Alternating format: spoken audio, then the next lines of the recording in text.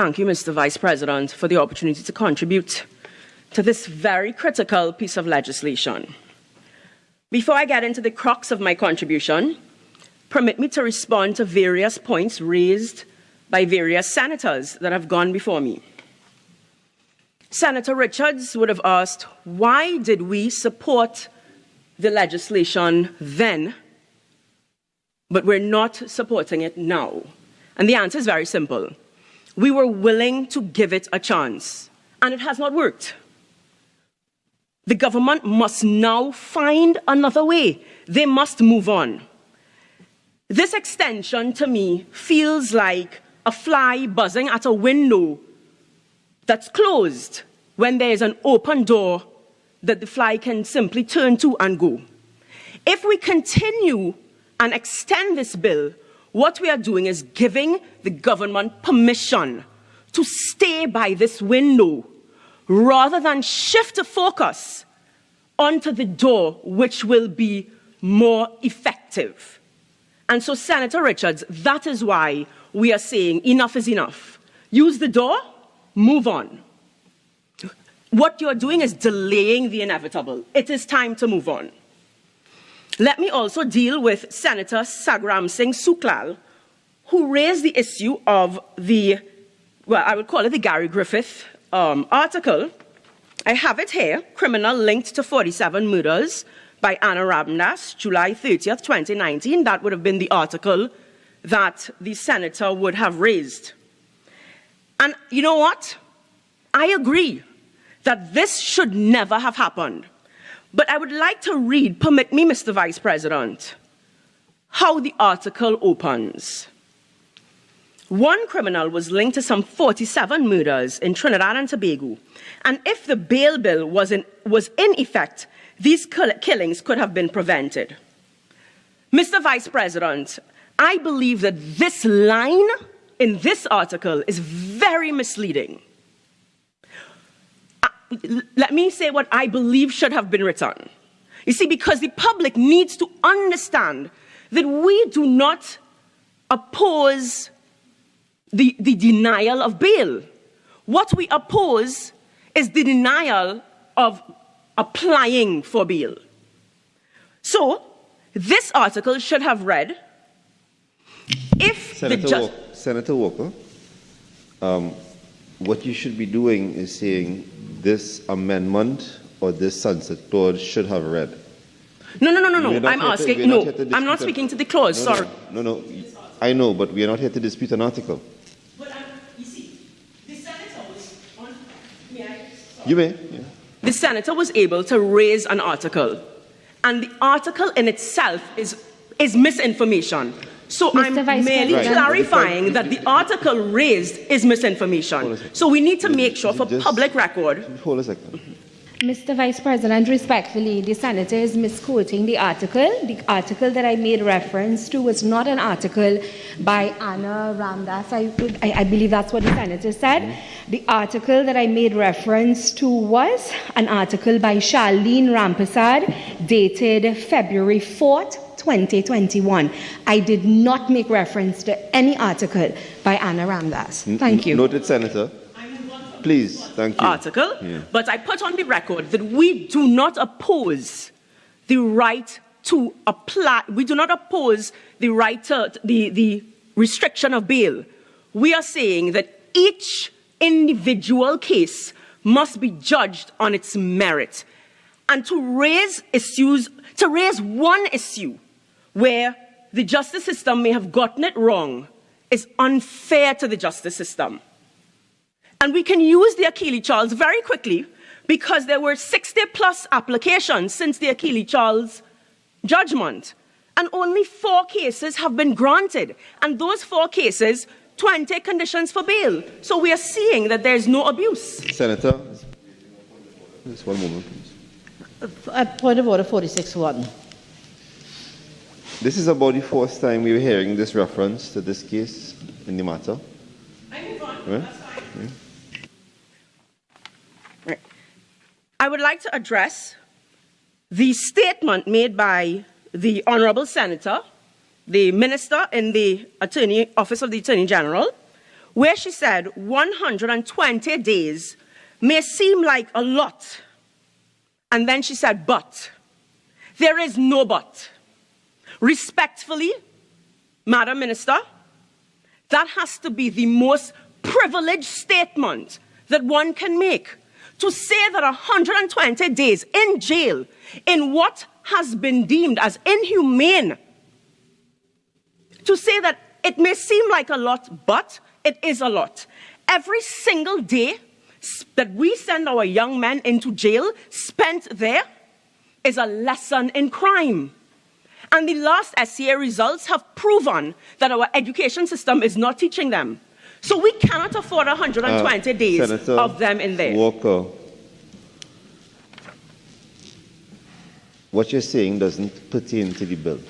I'm addressing specifically the state. No, I'm talking about your statement of education. I'm speaking about the system of education and the support to crime. It doesn't pertain to the bill. Yeah. But I do suggest that that statement is a very highly privileged statement. Mr. Vice President, permit me now to go into my contribution. Permit me to start with a story of a young man from the Prime Minister's constituency, my constituency. Last week, Friday, Josiah John passed for St. Mary's College. To those who live in the more affluent places, that may not seem like a Hansard-worthy accomplishment.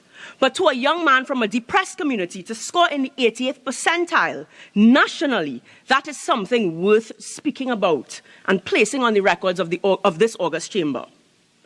Mr. Vice President, I open with this story to demonstrate firsthand how the fight against crime can be won and why this extension will only delay that fight. Because while those on the opposite side believe that this legislation, this extension is critical in the fight, if we continue to focus on the wrong solutions and the wrong tools, if we continue to use the wrong tools, we will lose, and we cannot lose. I think we all agree here today. I agree. We want to support you in your fight, but this is not the tool. I heard the senator say, this is a critical piece of legislation. But if we get this wrong, we fail our young men. Mr. Vice President, to those on the other side, they may look down on just a talk show host, because for them, well, they'll know. And it says that, talk show hosts have no... Senator? Yes? Are you imputing improper motives onto yourself? Well, those on the other side have spoken about talk show hosts.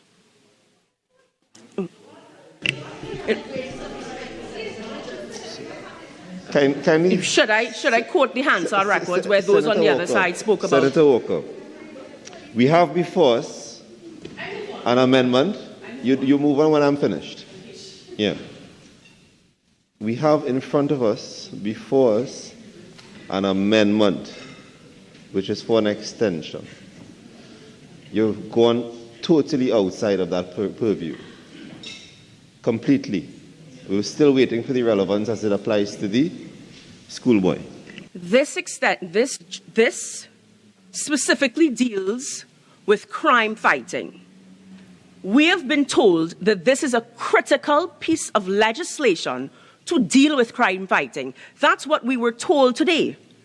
Today, we were told that the extension before us, and the term used was this legislation, is a critical piece of legislation that they need support from us because it's critical in fighting crime.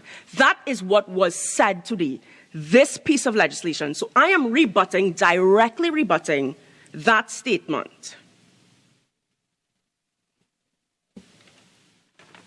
But I will move on from young Josiah John. His name is there in history. Mr. Vice President, this government speaks about an all-of-government approach. And I would like to suggest to those on the other side that more critical legislation would be the national parenting policy. There was public consultation held in 2018. Where is it? That, Mr. Vice President, I would argue is a more critical piece of legislation. You see, Mr. Vice President, what I was doing when I told the story was building context to show that a young man from a depressed community, through strong parenting measures, would be able to get away from crime. Point of order, 46-1. 46-1 upheld, Mr. Senator Walker. We ask you to keep it relevant, and you have actually started to repeat yourself within your first 10 minutes already. Yeah. So I place on the record that we suggest the national parenting policy is a more critical piece of legislation that can be brought. Senator Walker, we are not here to dispute or to argue upon that matter. Crime-fighting initiatives and other projects is not part of the purview of this bill before us. And just for clarity, maybe you can guide me. If the Honourable Senator says that this is a critical piece of legislation and she is asking us to support this critical piece of legislation, in my response to that exact statement, would I be allowed to suggest that no, we disagree that this piece of legislation is not as critical as the national parenting policy?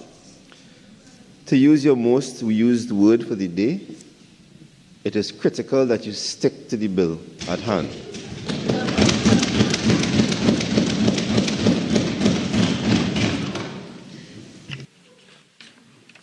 I'm new to this House, Mr. Vice President, so is it that I am not allowed to respond to those on the other side?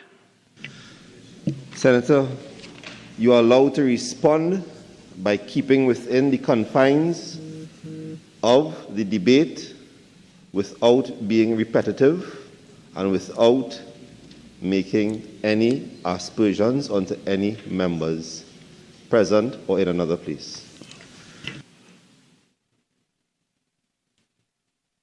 Mr. Vice President, those on the other side and some of the independent senators spoke about tools.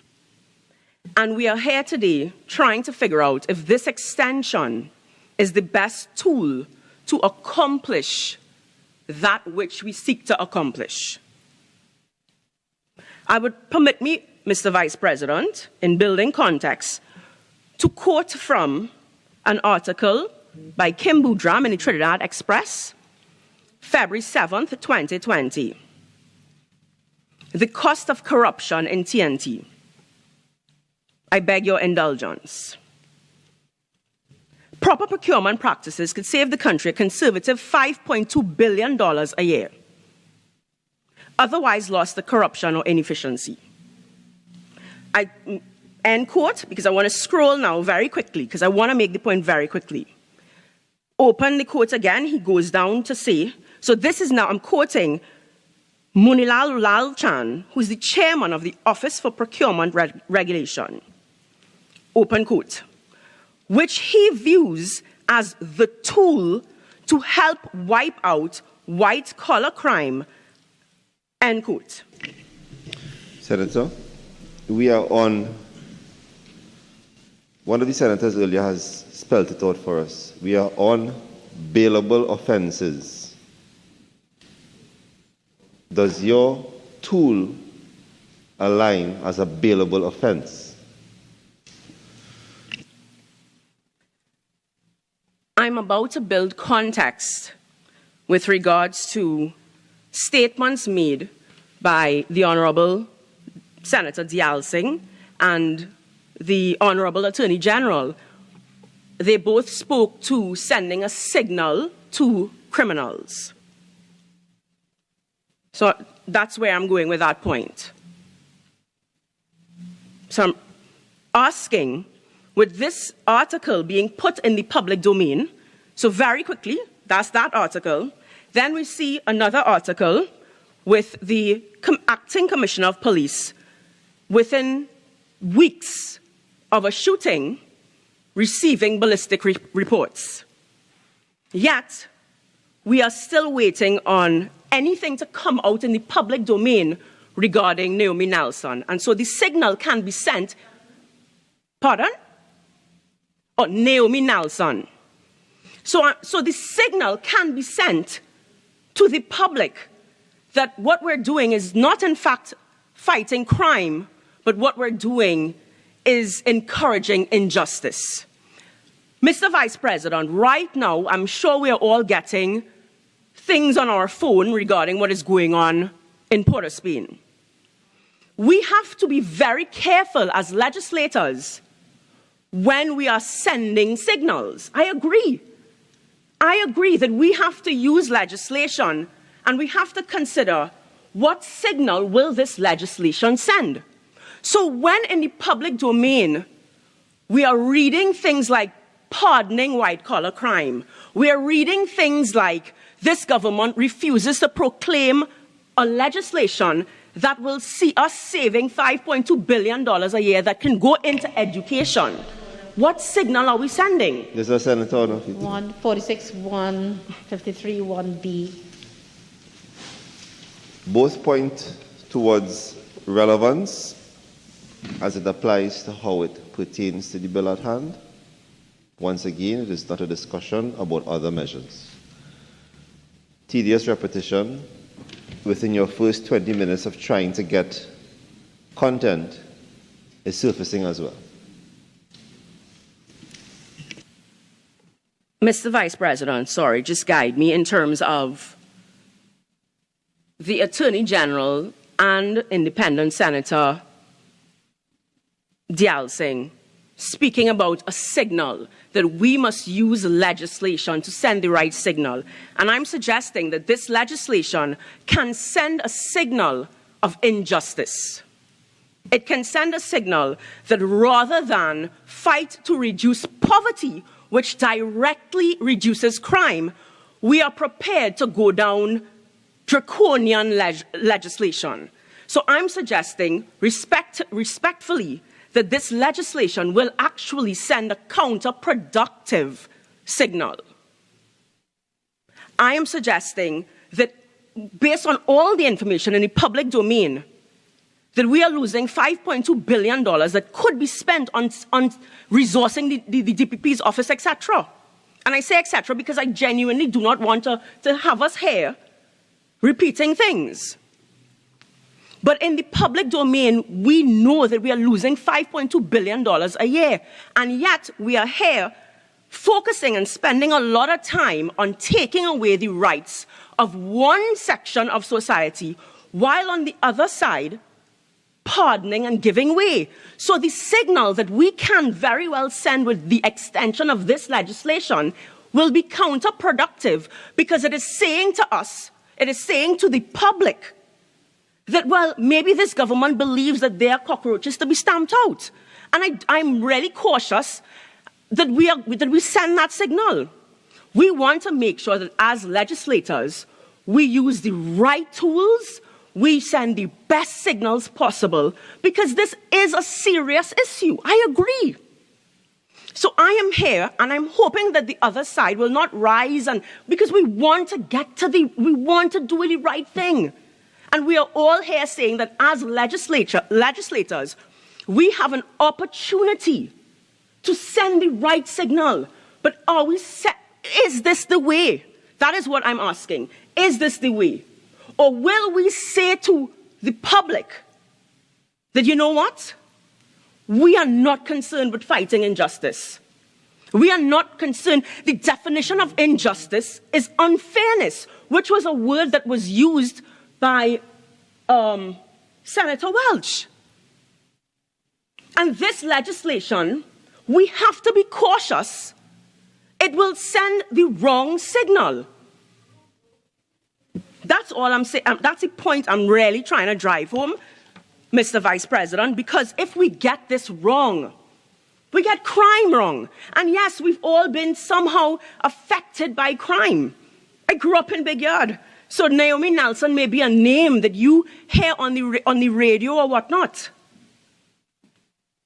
But in Big Yard, it means that we can no longer walk to the parlor without the fear that we're not coming back. So I am in no way playing down what we are here to discuss. It is serious. We want to support you. But if you bring legislation and coming from someone from Big Yard, in my opinion, what we hear is that those that are from one area, from one socio-economic background, they are pardoned and the laws give them rights. But our rights, it's free to take it away. And that's all. Senator, it's so important. We've gotten the signal. I'm asking you to not be as repetitive. Your point has been made. It is on record. Can we move on to the next point, please? Thank you, Mr. Vice President. That's actually the main point, because for me, in my opinion, any government that wants to end crime must first end poverty. They must first end injustice.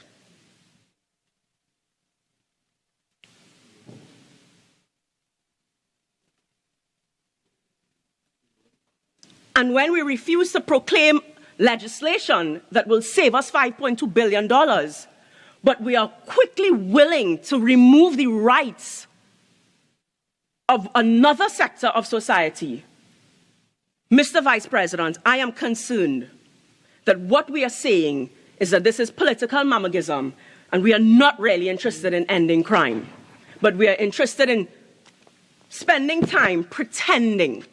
If we want to end crime, then proclaim the procurement legislation so that we can end poverty and social injustice, because that is how you end crime. Use the $5.2 billion and end poverty. Senator Walker, let me just caution you a little bit. I think I had previously said this and cautioned speakers before you. Please don't widen the debate. The debate is about this particular piece of legislation, and therefore I would ask you to stick to the bill, please. Okay?